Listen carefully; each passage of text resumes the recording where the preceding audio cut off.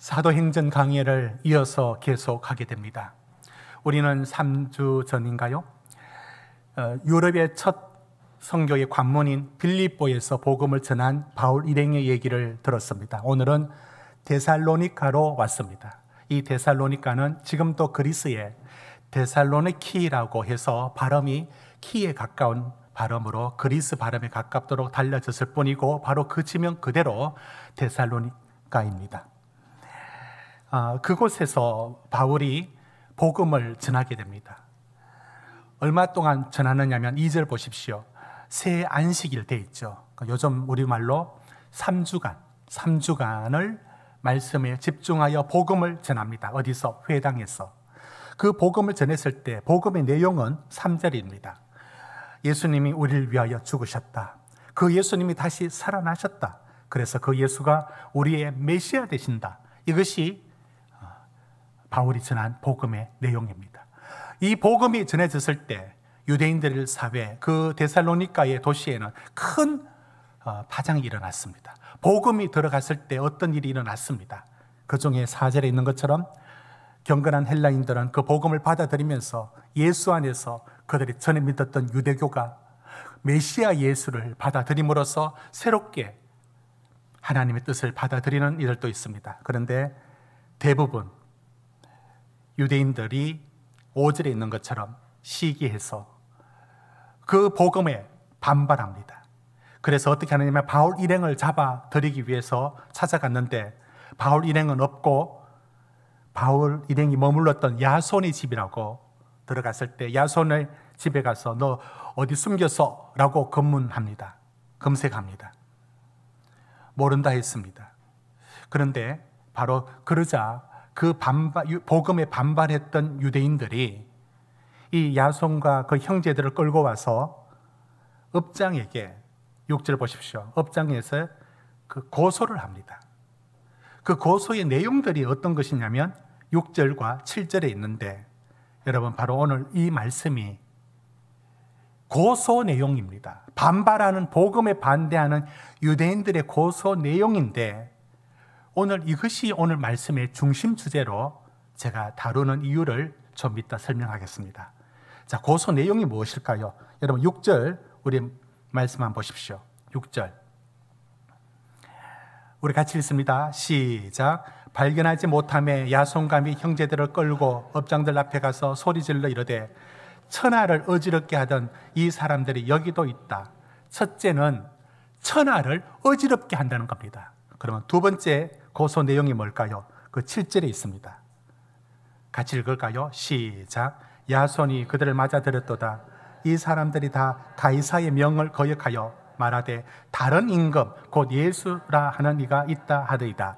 두 번째 내용은 가이사를 황제를 섬기지 않고 다른 임금 예수를 섬긴다. 이것이 고소하는 사람의 내용입니다. 여러분 이게 사실일까요? 이들의 고소가 바른 말일까요? 여러분 바울이 복음을 전하면서 복음에만 관심이 있었지 로마 정부에 대하여 로마 정권을 무너뜨리는 그런 데에 초점을 두지 않았다는 것은 성경 전반적으로 우리가 다 확인할 수 있습니다. 유대교파 중에 유대의 여러 분파가 있습니다. 사도계파, 바리새파. 그 중에 열심당이라고 하는 젤롯당이라고 부르는 당이 있었습니다. 그들은 항상 칼을, 양날을 가진 칼을 갖고 있었습니다. 암살용 칼입니다. 그들은 저 로마 정부를 우리가 더 말로 안 된다. 우리 무력으로 저들을 이겨야 된다. 이것이 젤롯당입니다. 여러분 바울은 그들과 달랐습니다. 바울은 로마의 법까지 지키라고 하고 로마 정권을 인정을 합니다. 바울의 관심은 주로 복음입니다.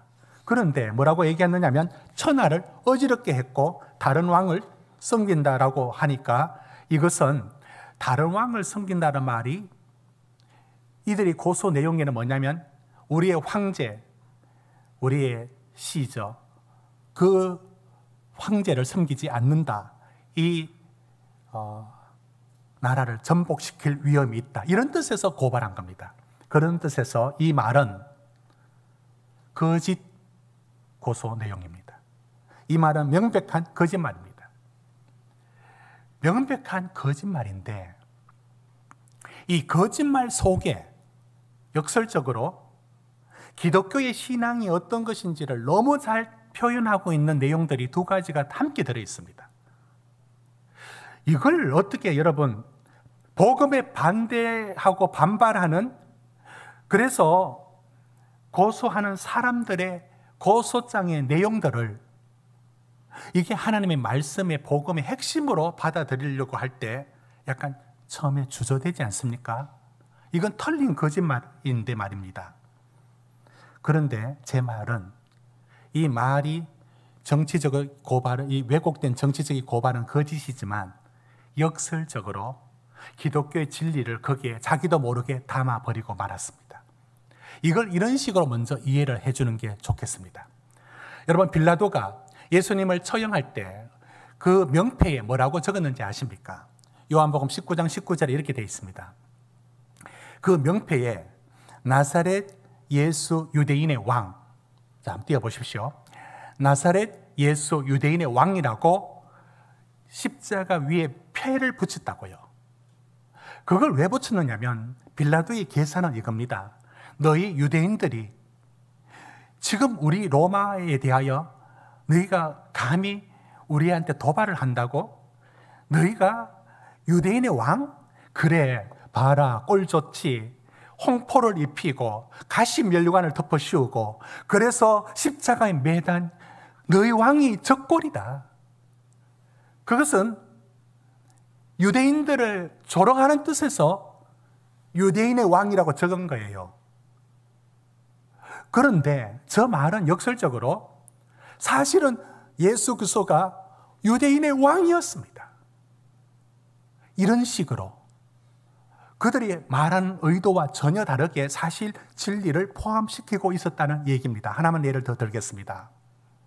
여러분, 대제사장 가야바가 예수에 대해서 로마 정부의 눈치를 보고 로마 정부가 자꾸 저러면 차라리 예수를 한 사람 죽이고 우리 민족이라도 안전하게 살자, 그런 뜻에서 요한복음 11장 50절에 이런 말을 했습니다. 한 사람이 백성을 위하여 죽어서 온 민족이 망하지 않게 되는 것이 유익하다. 저게 대제사장 가야바가 한 말입니다. 저 말을 왜 했는지 아십니까? 예수를 죽이는데 내주는 게 우리 유대 민족이 안전하다는 겁니다. 이런 예수를 제거하고 자기는 잘 살자, 이런 뜻입니다.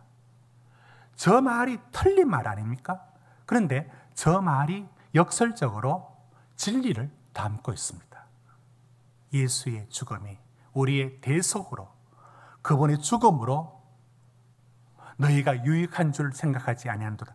그것이 우리에게 큰 유익이 되었다라는 복음의 핵심을 전혀 자기가 의도하지 않게 담아버린 겁니다.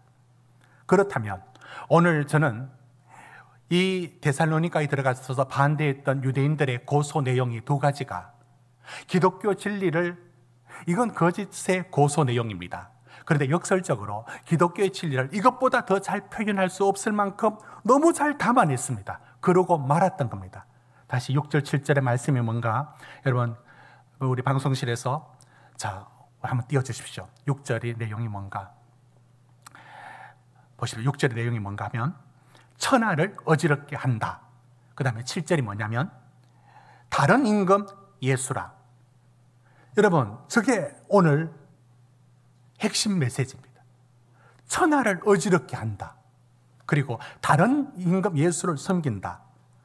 여러분, 저 잘못된 고소의 내용이 역설적으로 기독교의 진리를 너무 잘 표현하고 담고 있습니다.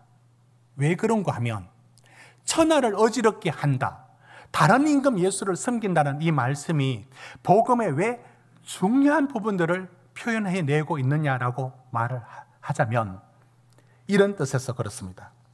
여러분, 오늘 저는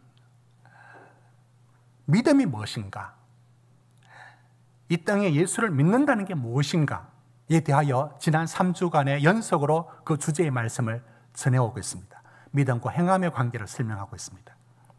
그러면 예수를 믿는 게 뭐냐? 예수를 믿는데요, 그래서 예수를 믿어서 어떻게 됐는데 죽을 때 천국 간대요. 예수 믿고 천국 간다. 저는 3주 전에 이것이 유사신앙이라고, 잘못 믿었는데 법계, 성전, 잘못 믿었던 다른 복음처럼 이게 유사신앙이라고요. 오늘날의 유사신앙이라고요. 예수 믿고 천국 간대요. 우리는 어디 틀렸는지 지난번 다 살펴봤습니다. 예수 믿고 천국 간대요. 여기서 핵심이 뭐냐면, 뭐가 문제냐면, 왜 반쪽 복음이냐면, 성경에서 끊임없이 말하고 있는 게 예수 믿고 죽어서 천국 가는 얘기가 어디 그렇게 많습니까? 이건 분명한 진리입니다. 천국은 우리가 소망의 대상입니다. 맞습니다. 그러나 성경에서 끊임없이 말하고 있는 것은 예수 믿고 천국 가는 게 아니고, 그게 끝이 아니고, 이 땅에 하나님의 나라가 여기 오게 하옵소서, 나라에 임하시옵소서라고 날마다 기도하라고 했고, 나라에 임하더라, 하나님 나라가 여기 이 땅에, 이건 어디 갔죠? 이 땅에서 하나님 나라를 산다는 게 어디 가버리고 없었습니까? 이 이신칭이 잘못된 받아들임에서 잘못 받아들인 이 복음이 유사신앙으로 이 땅에서는 예수 믿는 게 예수 믿고 천국 가고 끝이래요. 비 오지 않은 강릉에 비가 올 줄로 믿습니다. 아, 비가 왔다. 비가 올 줄로 믿습니다. 아, 그래서 비가 왔다. 예수를 믿습니다. 그래서 여러분, 그럼 예수를 뭘 믿는단 말입니까? 우리 위해서 죽으셨다는 걸 믿는, 죽으셨다는 거 믿어서 그러면 천국 갑니까? 그게 구원입니까? 그러면 그게 영지주의하고 뭐가 다릅니까? 도대체 믿는 게 무엇이냐고요. 이것이 다 흩어진 시대에 이 고소장 내용에 두 가지, 다시 한번 보십시오. 이게 뭘 담고 있는지. 천하를 어지럽게 한다. 여러분, 예수 믿고 천국 가면 끝, 그게 아니라는 겁니다. 복음은 이 세상의 기준과 질서에 뒤집어 버립니다. 가난한 자가 복이 있고 애통하는 자가 복이 있고 천하를 어지럽게 한다. 맞습니다. 나라를, 사회를 혼란스럽게 한다는 의미에서 바울 일행이 저 말은 고소의 내용은 거짓입니다. 그런데 역설적으로 여러분, 복음은 이 세상에 대하여, 항상 이 세상에 대하여 다른 삶의 기준을 제시했고 다른 가치관을 제시했습니다. 더 중요한 건 다른 임금 예수를 섬깁니다. 그 시대의 왕이 아니라, 그 시대의 가치가 아니라 우리의 왕이 다른 분이다. 예수가 우리의 왕이다는 것. 여러분, 이것이 오늘 우리 신앙 속에 예수를 믿는다는 의미가 저 의미로 재정립되지 않으면 우리는 유사신앙에 의하여 나중에 주님 앞에 들어갈 줄 알았는데 나는 늘 모른다 소리 듣게 될 겁니다. 그러므로 오늘 저는 저 말 속에 담겨져 있는 기독교의 참된 의미, 예수를 믿는다는 게 무슨 의미인지를 이제 제가 말씀을 전하고자 하는 겁니다. 여러분, 찬송가를 부르다 보면 찬송가의 주제가 꼭 천국, 소망이 아닌데도 불구하고 항상 4절은, 마지막 절은 천국 얘기로 끝난다는 느낌을 여러분들은 찬송가를 보면서 봤을 겁니다. 여러분, 이 부분을 어떻게 생각하는지 잠시 한번 생각해 보자는 겁니다. 예를 들어서 찬송가 15장 한번 보십시오. 찬송가 15장에 찬송을 이렇게 합니다. 하나님 크신 사랑 하늘에서 내리사 우리 마음에 항상 계셔. 이 찬송이 경배 찬양이에요. 근데 4절로 가면 이렇게 나옵니다. 끝에 가면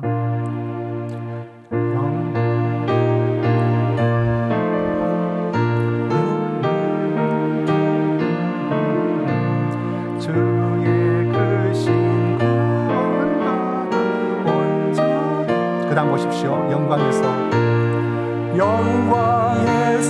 영광으로 천국까지 이르러, 이렇게 항상 4절이 천국으로 끝이 나고 죽음 이후의 삶의 무엇으로 끝이 납니다. 이걸 더 줄여서 제가 간단하게 더 살펴보면 35장도 그렇습니다. 예를 들어 35장은 그 주제가 찬양입니다. 큰 영화로우신 주 이곳에 오셔서, 이 찬양이 4절로 가면, 끝에 가면 가사에 저 천국 보자,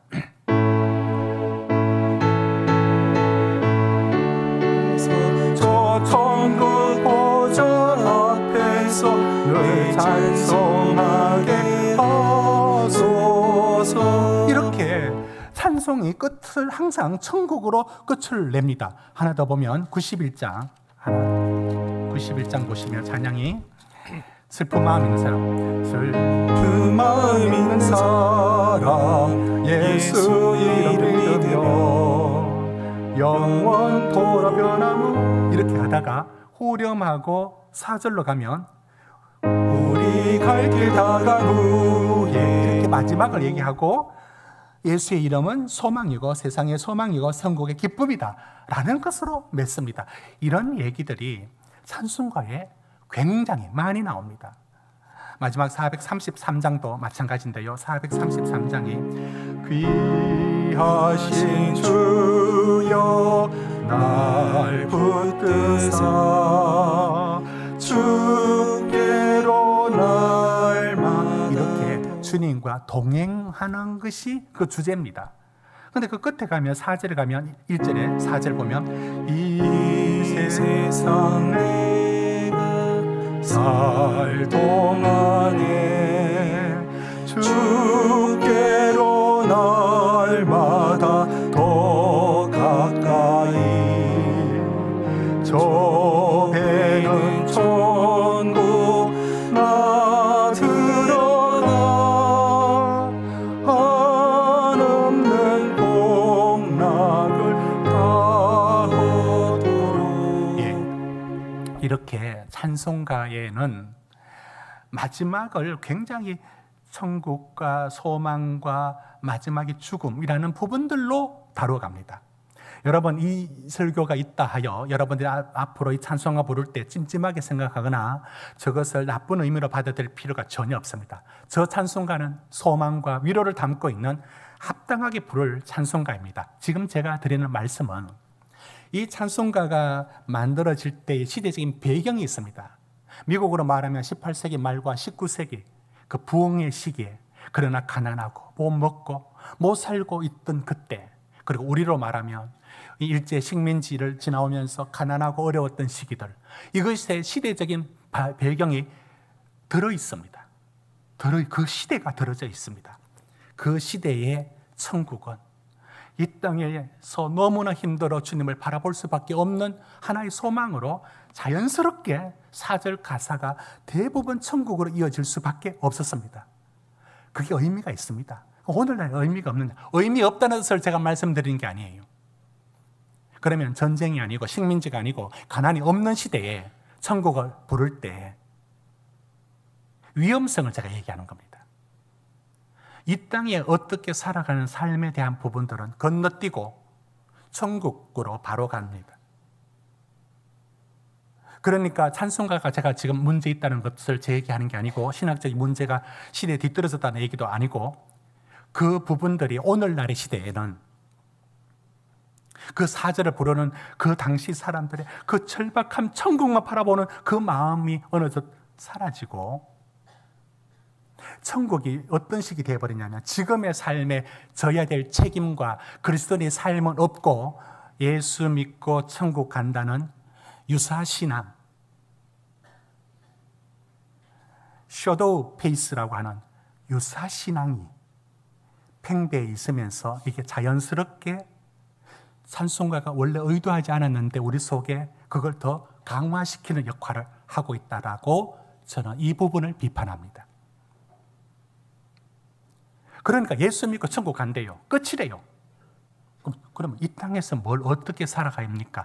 라는 것이 없어지면서 계속 믿음이란 말을 공허하게 사용하고 있고 잘못 사용하고 있습니다. 그런데 갈라디아의 유대인들이 예수 믿는 사람들 그리고 바울 일행을 고소하는 그 내용 속에 복음의 핵심이, 오늘 우리가 놓치고 있는 복음의 핵심이 다 들어있다고 오늘 저는 말씀을 전하고 있는 겁니다. 천하를 어지럽게 하고 다른 임금 예수를 믿는다. 여러분, 이것이 오늘날 우리의 신앙에 예수를 믿는다는 게 뭐냐면 세상의 기준하고 세상의 질서가 아니라 천하를 어지럽게 다른 기준, 다른 삶을 사는 걸 말합니다. 더 중요한 것은 세상의 왕, 내가 주인이 아니고 하나님이 나의 임금 되시고 나의 왕이시고 우리 주님이 나의 주인 되신다는 것으로 살아가는 삶이, 그게 예수를 믿는다는 것으로 와야 합니다. 다시 정의를 다시 해야 됩니다. 믿는다는 게 무엇인지, 예수를 믿는다는 게 무슨 뜻인지를 다시 정리하자면 이렇습니다. 여러분, 예수를 믿는다는 게 뭐냐? 나는 속죄 교리를 믿습니다. 그래서 구원 얻습니까? 나는 이신칭의를 믿음으로 구원 얻는다는 이신칭의를 믿습니다. 그래서 구원 얻습니까? 그러면 우리가 가진 구원이 영지주의하고 뭐가 다릅니까? 그 지식을 알면은 구원을 얻는다는 것과 뭐가 다릅니까? 그게 예수를 믿는 겁니까? 그 교리를 믿어서 구원을 얻습니까? 아니잖아요. 예수를 믿는다는 것은 다시 정리해야 됩니다. 예수님이 나의 임금이십니다. 예수님이 나의 주인입니다를 사는 것을 말합니다. 사실의 인정을 넘어서 내 삶에 하나님이 주 되심을 살아가는 그것을 믿는다라고 말을 해야 되는 겁니다. 예수를 믿는다는 것은 예수를 주로 믿는 걸 말합니다. 그분이 내 주인입니다.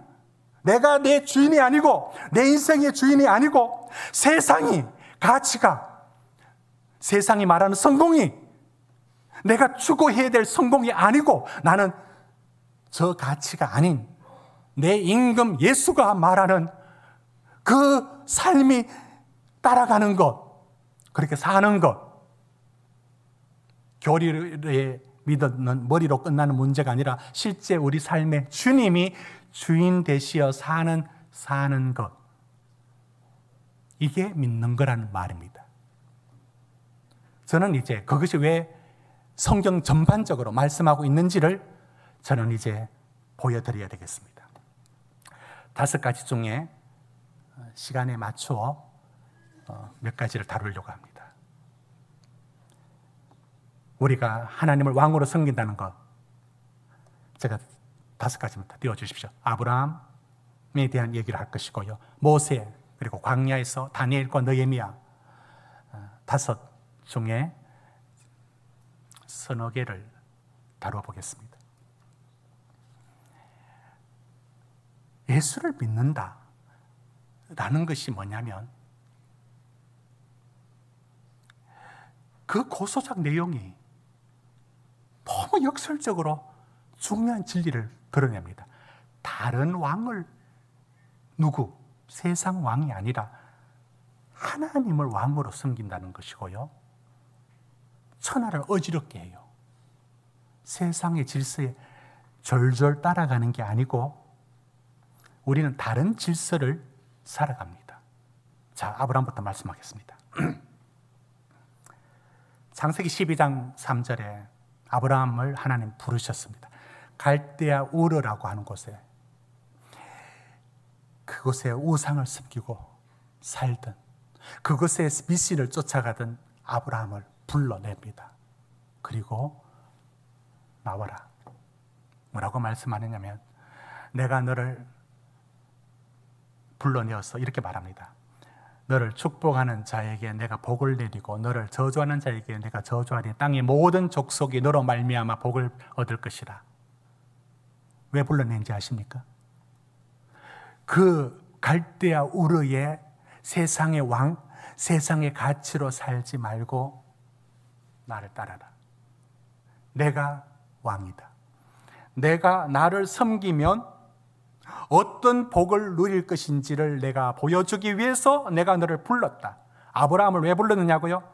세상에 무엇을 섬기는 게 아니라 하나님을 섬기는, 하나님을 왕으로 섬기는 그 백성을 만드는 길로 만들려고 아브라함을 부르셨어요.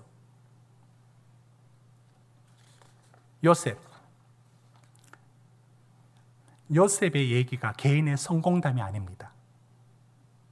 애굽에서 총리가 됐대요. 와, 성공했네. 그 얘기 하려고 창세기 그 많은 분량을 요셉의 얘기에 적고 있지 않습니다.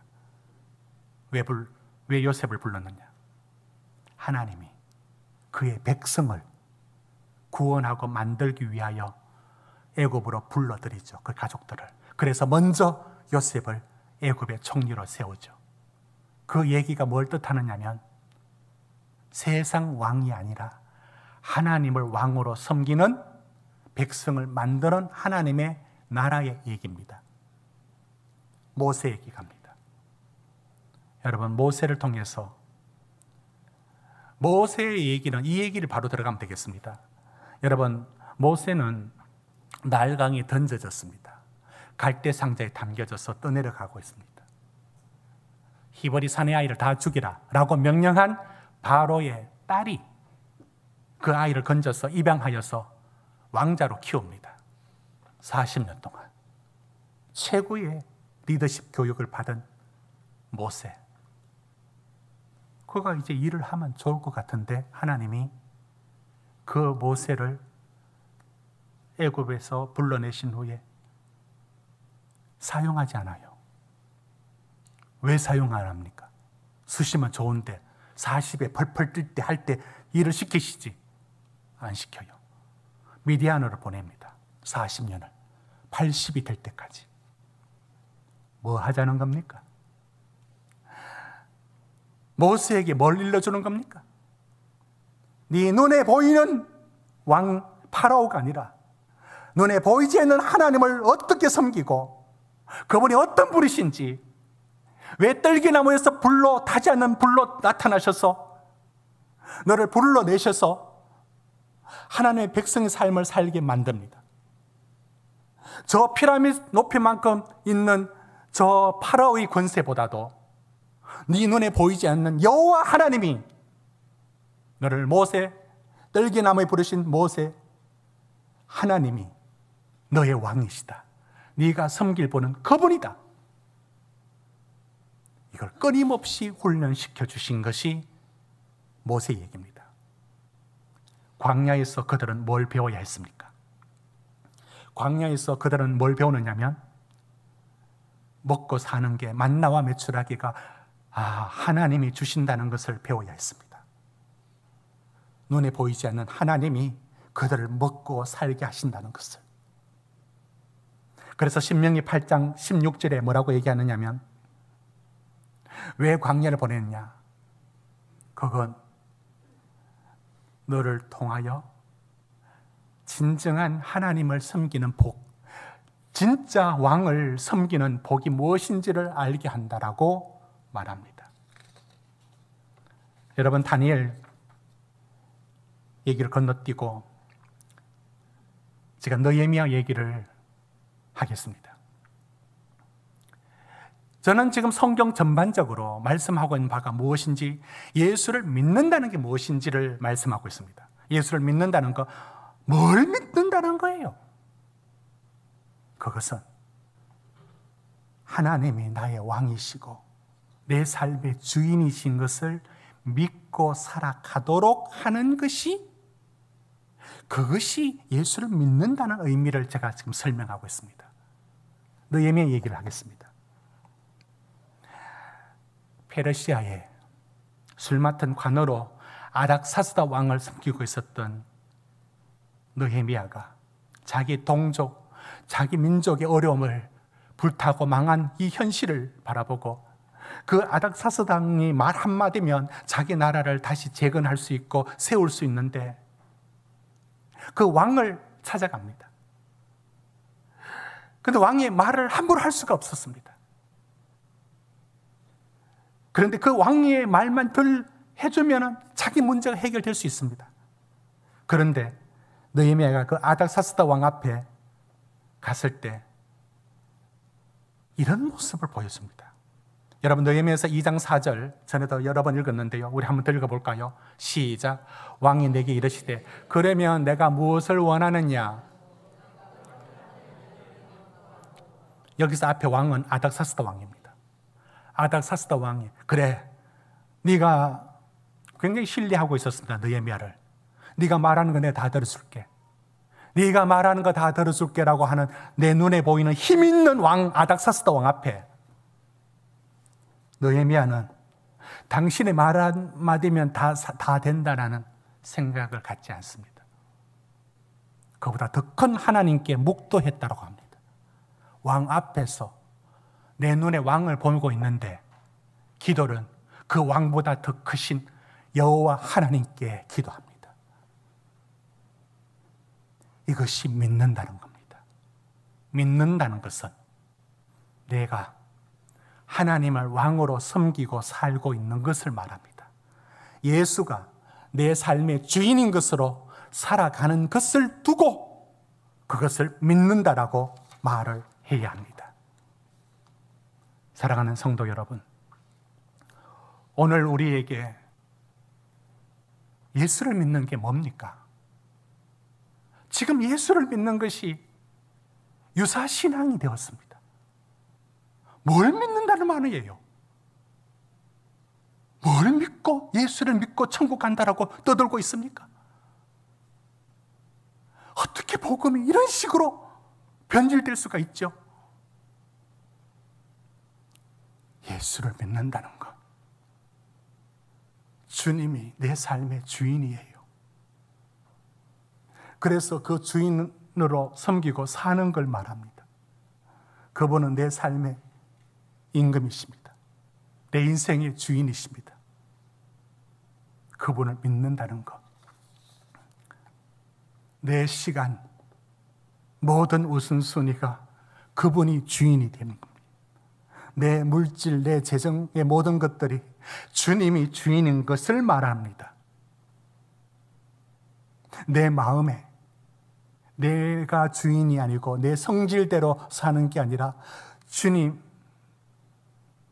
살아라는 말씀이 내 안에 다스려지는 것, 주님이 왕되어서 나를 다스리도록 내 마음을 허락해 주는 것, 그렇게 살아가는 것, 그것이 주님을 섬긴다는 믿음입니다. 여러분, 세상에 대학교 보내는데 자녀들 애를 쓰고 취업하는 데 애쓰는 거 맞습니다.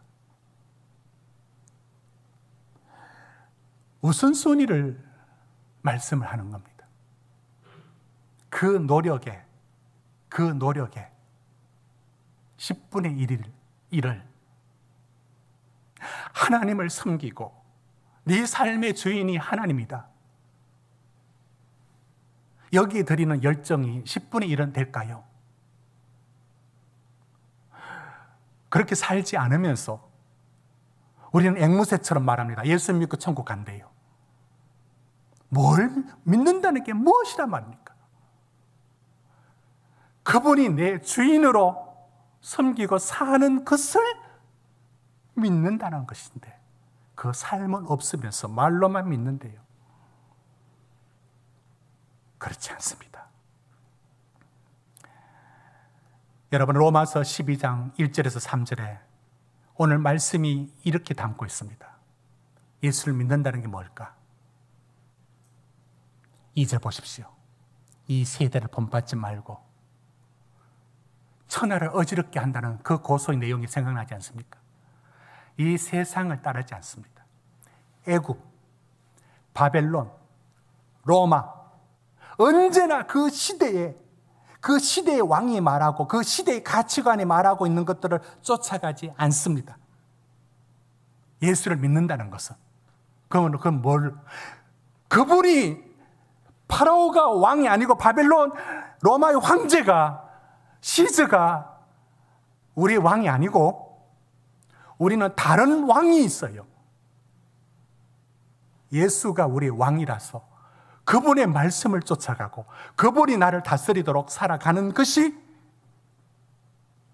오늘 예수를 믿는다는 의미이고, 이 세대를 본받지 말고 마음을 새롭게 함으로 변화를 받아 하나님이 선하시고 기뻐하시고 온전한 뜻이 무엇인지 분별하라. 3절. 그래서 믿음의 분량대로 지혜롭게 생각하라. 여러분, 이것이 믿음입니다. 믿음은 믿습니다라고 하는 게 믿음이 아니에요. 믿음은 내 삶의 주인이 주님이십니다. 내 삶의 주인, 내 인생의 주인이십니다. 내 성질대로 못하는 것, 내 성질대로 하면 내가 내 주인입니다. 당신이 주신 사랑과 온유의 마음으로 살도록 하는 것, 그것이 주님의 왕되심을 뜻합니다. 그게 그렇게 사는 겁니다. 삶은 세상 쫓아가서 그대로 살면서 예수 믿고 천국 간다는 이 앵무새의 소리에, 여기에 여러분의 신앙을 여기에 속아 넘어가서 되겠습니까? 예수를 믿는다는 건 여러분 삶의 인생의 주인으로 그분을 모시고 사는 것입니다. 이걸 사형리의 그림표로 다시 한번 보여드리면 이렇습니다. 내 삶의 주인이 나였습니다. 그 의자에 내가 앉아 있었습니다. 그런데 예수를 믿는다 하면서 중간에 십자가 신앙의 모습은 다 갖추었어요. 그러나 여전히 자기가 자기 삶의 주인을 살아가고 있습니다. 저는 예수를 믿는 게 아니에요. 예수를 믿는다는 것은 내 삶의 인생의 주인이